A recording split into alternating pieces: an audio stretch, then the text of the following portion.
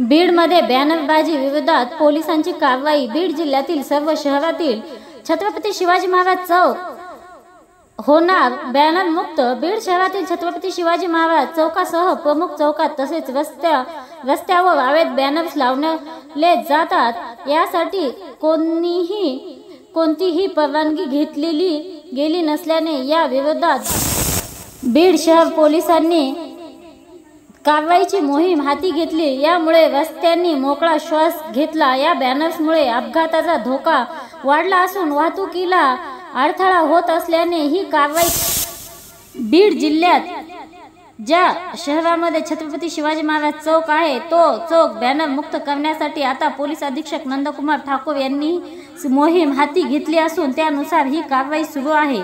काय म्हणतात नंदकुमार ठाकूर ऐकूया त्यांच्या शब्दात।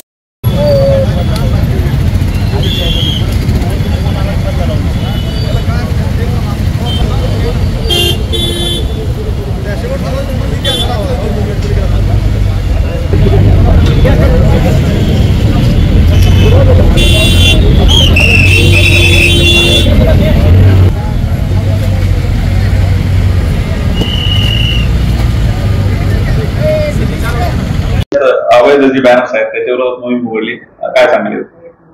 अवैध बॅनर संदर्भात आपण मोहीम उघडलेली आहे।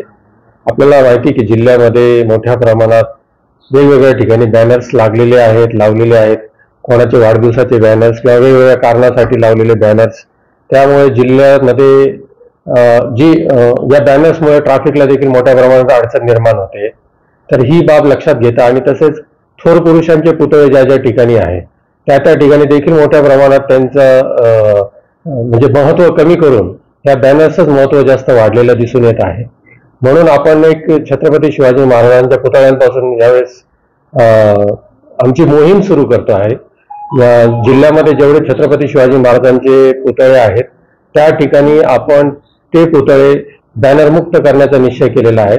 त्यासाठी आम्ही स्थानिक स्वराज्य संस्थांची देखील मदत घेतो आहोत आणि महाराजांचे जिथे जिथे पुतळे आहेत त्या ठिकाणी आपल्याला सर्व जे अवैध बॅनर आहेत जे कायदेशीर आहेत त्यांना आम्ही काय करणार नाही, पण जे बेकायदेशीर आहेत त्यांच्यावर आपण कारवाई करणार आहोत। पहिल्या टप्प्यात फक्त बॅनर काढले जातात, यापुढे जर लावले गेले तर गुन्हे दाखल होतील का?